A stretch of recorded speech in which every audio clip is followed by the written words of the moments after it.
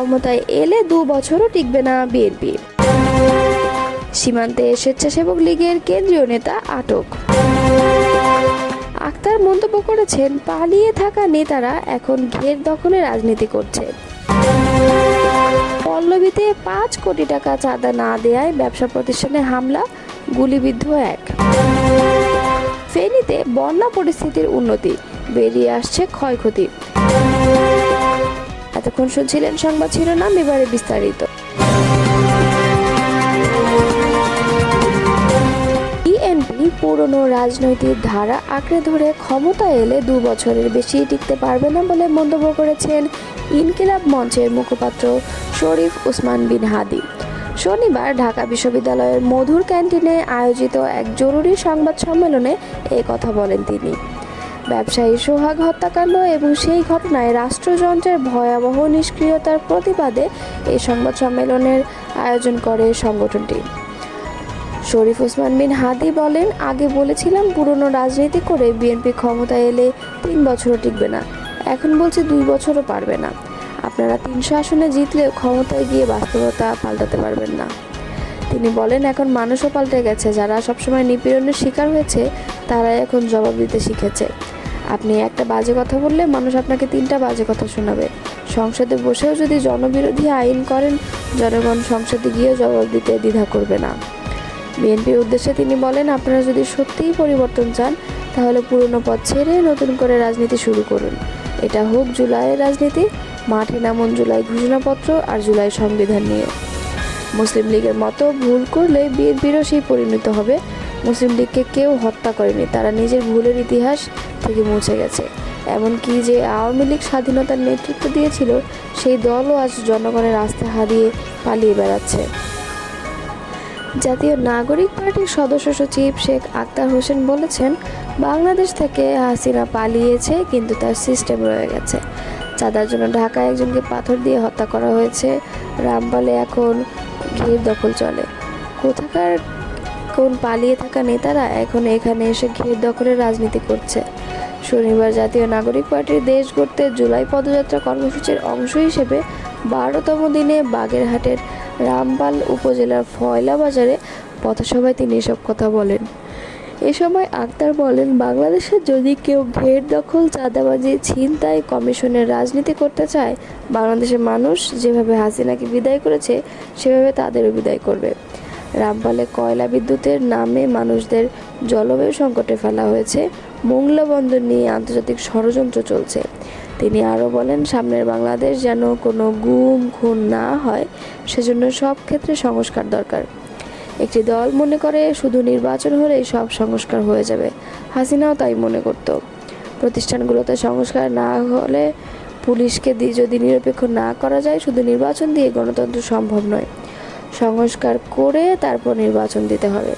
এই পথসভায় জাতীয় নাগরিক পার্টির মুখ্য সংগঠক নাসির উদ্দিন পাটোয়ারি বলেছেন, এসি রুমে বসে তারা বলে বাংলাদেশের মানুষ সংস্কার বোঝে না। আমরা তাদের হুঁশিয়ারি দিতে চাই, আমরা রাজপথে নেমেছি, লড়াই শুরু হয়ে গেছে, আমাদের নতুন খেলা খেলতে হবে। পুরাতন বন্দোবস্তের সঙ্গে আমরা নেই। যারা পুরাতন বন্দোবস্ত, চাঁদাবাজি, লুটপাটে ফিরতে চায় তাদের আপনারা লাল কার্ড দেখাবেন। সিলেটের গোয়াইনঘাট উপজেলার তামাবিল সীমান্ত দিয়ে অবৈধভাবে ভারতে অনুপ্রবেশের দায়ে কেন্দ্রীয় স্বেচ্ছাসেবক লীগের উপসমাজ কল্যাণ বিষয়ক সম্পাদক মোখলেসুর রহমান সুমন বিএসএফের হাতে আটক হয়েছেন। শনিবার সকাল 8:15টায় বিএসএফ ও বিজিবির মধ্যে পতাকা বৈঠকের মাধ্যমে তাকে বিজিবির তামাবিল বিওপির কাছে হস্তান্তর করা হয়। সুমনকে সিলেটের গোয়াইনঘাট থানায় হস্তান্তর করেছে বিজিবি। বিষয়টি নিশ্চিত করেছেন গোয়াইনঘাট থানার ভারপ্রাপ্ত কর্মকর্তা সরকার তোফায়েল আহমেদ। জানা যায়, কেন্দ্রীয় স্বেচ্ছাসেবক লীগের নেতা মোখলেসুর রহমান সুমন ফরিদপুরের ভাঙ্গা উপজেলার বাসিন্দা।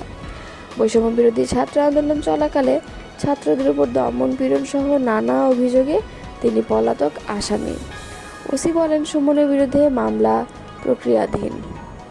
পানি কমতে থাকায় ফেনীতে প্লাবন পরিস্থিতির আরও উন্নতি হয়েছে। এটা ধীরে ধীরে বেরিয়ে আসছে বন্যায় হওয়া ক্ষয়ক্ষতির চিহ্ন। সরেজমিন রোববার দেখা গেছে ফুলগাজীর বেশিরভাগ জায়গা থেকে পানি নেমে গেছে।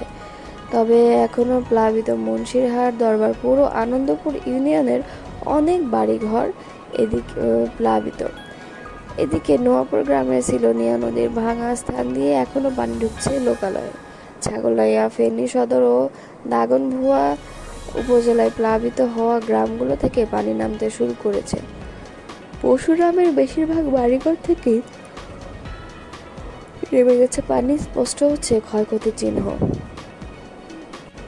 এবার 5 কোটি টাকা চাঁদা না দেওয়ায় রাজধানীর পল্লবীর আলিবর্দী টেক এলাকায় একে বিল্ডার্স নামে একটি ব্যবসা প্রতিষ্ঠানে সন্ত্রাসী হামলা ও গুলির ঘটনা ঘটেছে। এই ঘটনায় গুলিবিদ্ধ হয়ে শরীফুল ইসলাম নামে প্রতিষ্ঠানটির একজন কর্মকর্তা আহত হয়েছেন। শুক্রবার বিকেল 5টার দিকে ওই আবাসন নির্মাণ প্রতিষ্ঠানে হামলার এই ঘটনা ঘটে। হামলার সিসিটিভি ফুটেজ দেখা যায়। বেশ কয়েকজন লোক দেশীয় অস্ত্রসহ হামলা চালায়। তারা দৌড়ে সামনের দিকে যাচ্ছিলেন। এর মধ্যে একজনের হাতে বন্দুক ছিল, তাকে গুলি চালাতেও দেখা যায়। এক পর্যায়ে একজন গুলিবিদ্ধ হয়ে পড়েন। পরে তাকে একজন উদ্ধার করে নিয়ে যায়। প্রতিষ্ঠানটির কর্মকর্তারা জানান, হামলাকারীরা 5 কোটি টাকা চাঁদা দাবি করে না পেয়ে একদল লোক অস্ত্রসহ এসে হামলা চালায়। সেখানে গুলিও চালায় হামলাকারীরা। আর গুলিতে শরীফুল ইসলাম নামে প্রতিষ্ঠানটির কর্মকর্তা আহত হয়েছেন। তাকে কুর্মিটোলা জেনারেল হাসপাতালে ভর্তি করা হয়েছে।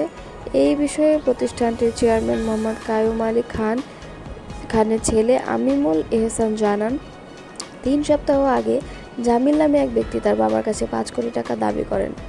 টাকা না দেওয়ায় 2 দফায় প্রতিষ্ঠানে হামলা চালায় ওই ব্যক্তি তার সহযোগীরা। এ সময় সিসি ক্যামেরা সহ অনেক কিছু নিয়ে যায় সন্ত্রাসীরা। গতকাল 30 থেকে 40 জন সন্ত্রাসী এসে প্রতিষ্ঠানে হামলা করে। পল্লবী থানার ভারপ্রাপ্ত কর্মকর্তা শফিউল ইসলাম জানান, গুলির ঘটনায় এখনও মামলা হয়নি, কাউকে গ্রেফতারও করা যায়নি। এই ঘটনায় জড়িতদের গ্রেফতারের চেষ্টা চলছে।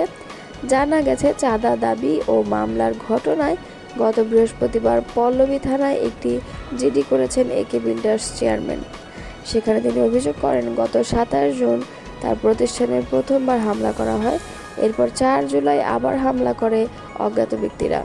তারা ভয়ভীতি ও প্রাণনাশের হুমকি দিচ্ছেন বলেও সেখানে উল্লেখ করেছেন তিনি।